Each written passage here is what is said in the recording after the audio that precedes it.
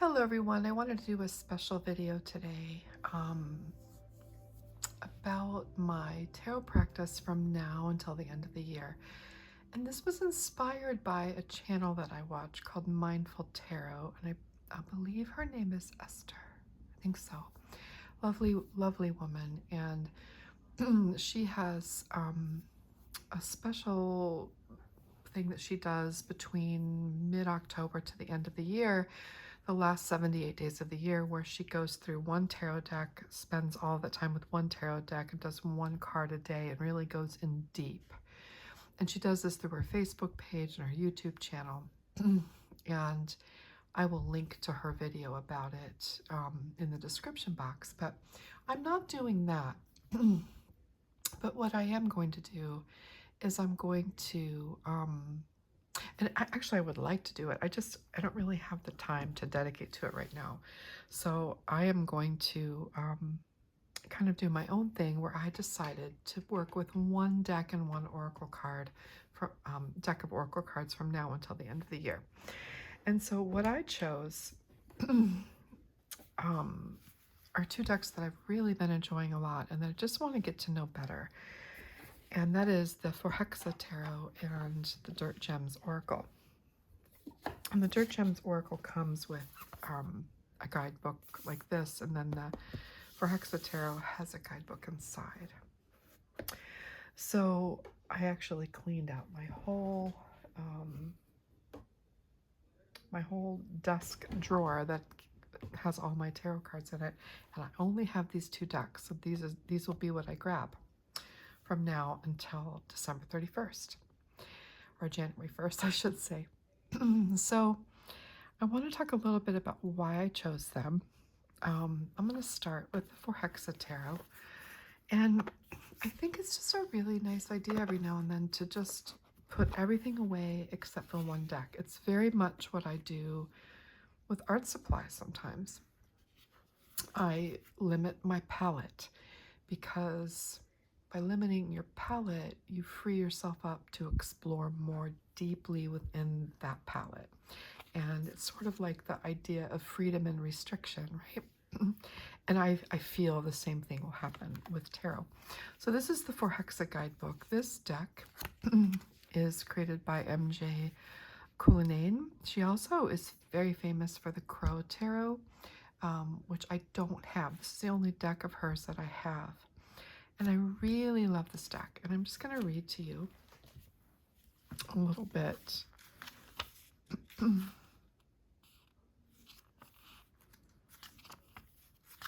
thought she had a little bit written in here about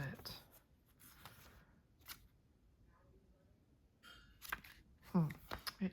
Okay, here it goes. So her name, MJ Margot Jones, is an award-winning Seattle-based artist, writer, mother, and lover of all things magical, especially crows. She attended Parsons School of Design, yet her unique technique for telling stories through digital collage is self-taught and has been her passion for over 10 years. Nature and its creatures are a familiar theme in MJ's work. However, having grown up south of Boston, her collages are heavily influenced by the energy of the city. Her work often merges the two worlds. Her path into the world of tarot was a beautiful accident that came out of a difficult time in her life. The process of creating the Crow Tarot helped her discover her own wings, though at the time she didn't realize how life-changing the project would become. She simply fell in love with the process, the messages, and the feeling that each card evoked. The Crow Tarot, MJ's first published deck, has achieved a significant following and recognition within crow lovers and the tarot community, including winning the 2019 Carta Award for the best tarot deck and the best illustrator of a tarot deck. That's pretty amazing. So when MJ is not making art or writing, she is spending time with her daughter, playing in nature, practicing magic, and finding new sources of inspiration. So that's a little bit about the author. And I thought there was a little bit about the deck, too. The Journey through the magical land of Hexa, Swedish for to enchant, cast a spell, and bedevil. This is a realm where dark and light collide, where the elements hold court, where we find ourselves connecting to a force outside our own. So, I don't know um, about all of that, but I do know that I love the art in this deck, and I have really good readings with this deck. It is very magical. It's very beautiful. It's very whimsical, fairy tale-ish, right? Mythological. So I really, really love it. And the art speaks to me. It's funny because it's not the typical art that I love with tarot, but this one really speaks to me. And so I just want to know it better. And I'm actually going to use the guidebook a little bit because I haven't. I've been reading these cards intuitively, and they read beautifully, intuitively, beautifully. Look at the Two of Swords. Gosh. They read beautifully. However, and there's so many layers to these cards. I see so much in them. And not always, what I like about reading them intuitively is I'm not bound by the traditional meaning. They speak to me as they speak to me. But I do want to read the guidebook because the few times I've looked in it, I was really impressed by it. And I want to work with it and just expand my horizons a little bit with this deck. This is the Judgment card. Just incredible. I'm sorry if you hear voices. My husband has a class. Well, he's always got a class going, so sometimes there's extra noise in the house. And I'm on a schedule too, so sometimes we have them at the same time. So, Page of Earth. And I like that it's the elements and not like swords, cups. It's water, fire, earth, and air. This is the Council of Monarchs, which is instead of the Emperor, which I love, love, love, love that about this deck. Love it. Four of water. So I'm not going to show you all of them, but I just wanted to explain one of my favorite cards in this deck. I just want to explain why I chose this deck. It just speaks to me, and look at the Empress, how beautiful. Look at the hairs. Oh. So, yeah, and it just feels beautiful for right now, and I need a little bit of beautiful right now. The world feels so heavy today. More news from Ukraine. I mean, it's just daily heaviness, and this deck sort of removes me from that, and I like that about it. Here's my favorite, the Temperance card. My God, I mean, is that just, look at that. Look at that. The storms ride right off her back, don't they? Yeah, and she can direct the energy any way she chooses. And that veil, it's really, really special. So that's why I chose this deck, and I chose this first. I looked at many decks. I kind of thought about, probably 10 decks that I considered using. But this one, I kind of knew from the very beginning that this was the one that I wanted to use. So that's the Hexa Tarot. And yeah, let me just pull a card and read you from the guidebook so you can see how beautiful the guidebook is. I think it's really well done. I'm just going to randomly just select a card. So the Queen of Air, or Queen of Swords, with her bee dress. Okay. So the Queen of Air. As the Knight of Air, the Queen of Air is, as is the Knight of Air, the Queen of Air is sharp and speaks directly without mincing words. You can see that in her expression. She reminds me of Cinderella, Maleficent, right?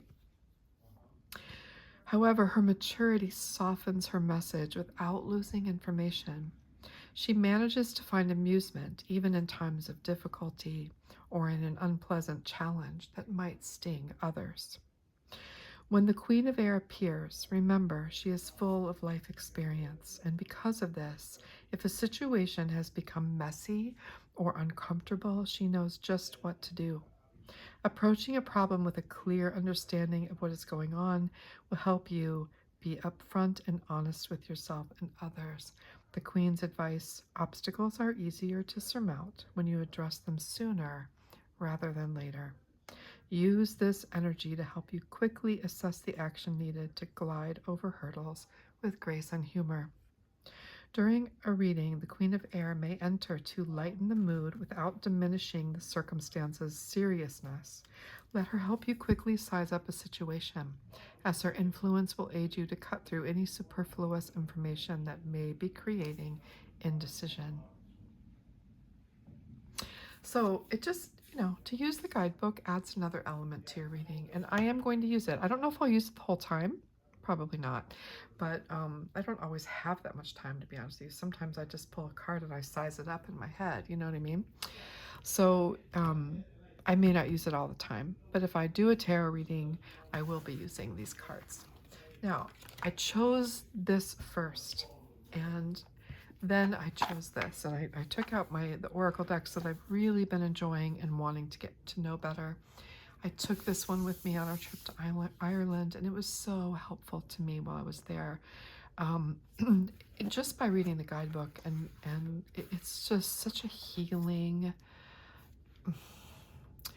straightforward, straight talking deck. I really love it, and the artwork is fabulous. So this is by two friends, Anne Louise Burdett and Chelsea Granger. They created this together. One wrote the herbal and one did the artwork, and they are a great pair because it's just seamless.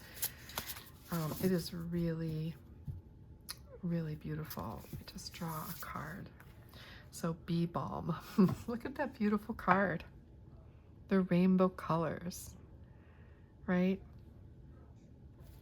Feeling of elevation and joy. So when I didn't necessarily choose it because of how it looks, right? But when I put these cards next to one another, typically I draw two tarot cards and an oracle card, and they just really look gorgeous together, don't they? Really, really, they work well together, and everything about them just works well together. So let's just take a look and read from the guidebook. So you can read these intuitively for sure, and I have, and they're great. They're very suggestive and read really well intuitively. Let's take a look at the guidebook. So Bee Balm's going to be back here. Maybe not at the very back. Maybe just the very back. Okay. Monarda fistulosa. It gives the Latin name, right? The patient messenger. So it gives you some keywords. So if that's all you have time for, you don't have to read the rest. You can just look up what it is. And that's actually in the beginning. Is it? No, it isn't. So the other thing about this deck is it's broken down into 4 suits: ablaze, afloat, adrift, and amidst. And it gives a color, an element, an energetic signature, weather system, metal, emotion, and landscape for each suit, which is very herbal, right? And there's lots of good information in the guidebook. All right, so let's read about the patient messenger. Bee balm is a ray of sun that will burn through the clouds. Spicy, warming, citrusy, this plant is showy and bright and bold. This is a deck about plant medicine, okay? But it has other meanings, even if you don't want to work with the plant medicinally. In the occult community, there is a word called a hex. This also exists in mainstream culture, but it is usually called a judgment. We often have relationships that can feel like they cut you down, make you small, manipulate, or drain you. These are forms of hexes that people place on one another, sometimes knowingly and sometimes unknowingly. Bee balm is an ally if you find yourself on either side of this coin. Our intentions and our feelings are always engaging with the world. whether we say them out loud or not. Words are the small carriers of such energies. If you find yourself cutting others down in your mind, feeling petty, jealous, dark, or lacking in compassion, call on bee balm. Let this plant ally burn through you, sparkling and warming and releasing. These thoughts do not serve you, and they most certainly are being felt and perceived, whether you want them to be or not. Decide to undo these dark knots and let them breathe. If you find yourself feeling heavy or charged, tense, anxious, it may be because you are feeling someone else's energy directed at you. Perhaps you don't know where this is coming from. Perhaps you know where this is coming from, or perhaps you don't. But you do not have to carry it. Invite bee balm in and let them help release these thoughts and feelings that do not belong to you. Let them light a fire in your heart that burns so much more brightly than the braided ropes of misery that seek to hold you. This plant has big flower medicine. Let it bloom big in you. So it's really well done. Some of them were so... Magnolia was one that was incredibly helpful to me while I was away. And I don't know, you guys, I don't know where Dandelion is also excellent. I've used that one a lot. Magnolia was super helpful to me. Maybe it's back here. Hawthorn was very helpful to me. Magnolia, time travel. Your life is about to take a major turn, whether you see it coming or not. Magnolia asks us not to fight change or to resist where our life leads us, but to let things become what they must and to build our lives with integrity. Slow down and trust. And it just goes on and on. It is really helpful to me. Really helpful. And, you know, whatever the situation is that you're going to a desk to talk with yourself about, it's going to apply to that, right? It's going to be read through that lens. So was there a huge change coming, whether I see it or not? It's not like, no, it's not like that, like it's predicting something, but I could sense that something needed to change, right? And so I took it in a way that reflected what was really happening, what my question was, what my situation was. And it worked. It really worked. So great deck, and just absolutely beautiful. So I'm just going to show you how they look together. So if we just put some cards down.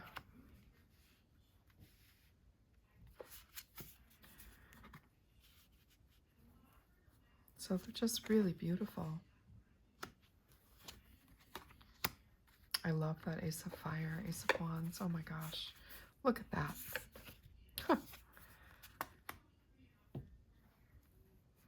Look, and sometimes you see this as a way to connect the cards, right?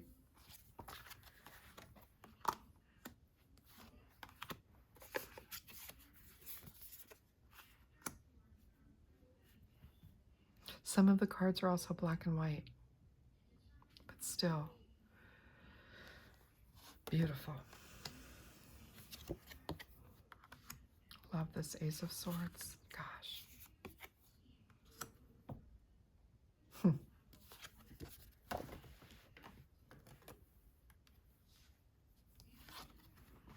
So I won't go through them all, but I got this one yesterday. They're really wonderful. So I just wanted to share that, and maybe it's something you want to try, you know, to go through your decks and see if there is a tarot deck and an oracle deck that you have really been meaning to spend more time with and get to know better. And sometimes when we take away all the clutter of everything else and we only have these things to hold every day, to pull out and use when we want to use them, it helps us focus in a deeper way. And I think Mindful Tarot for sparking it in me to do this. Go back and read. She has these wonderful deck dialogues, she calls them, where she was trying to decide which deck she was going to use. And I caught a couple of them. I think she did them every day, so there's no way I could have watched them. But I did catch a couple of them, and they were really fun, and introduced me to a couple decks that I'd never heard of before. So really wonderful. And maybe her challenge is something you would want to do. You know, I would like to. I don't have the time right now. But I do have the time for this. And it actually saves me time because I don't have to think about what deck I'm pulling out. They're right here in my drawer at the ready whenever I need them. Right by my side. So it's a really good thing. All right. That's it for today. Probably it until next week. But I hope you enjoyed it and would love to hear your thoughts as always. All right. Take care, everyone. Oh, I have to mention my lovely cloth that I made. Just slow stitching. It's a way that I calm myself down and just ground myself. I do slow stitching. It's a lot of fun. All right, everybody, take care. Thank you. Bye.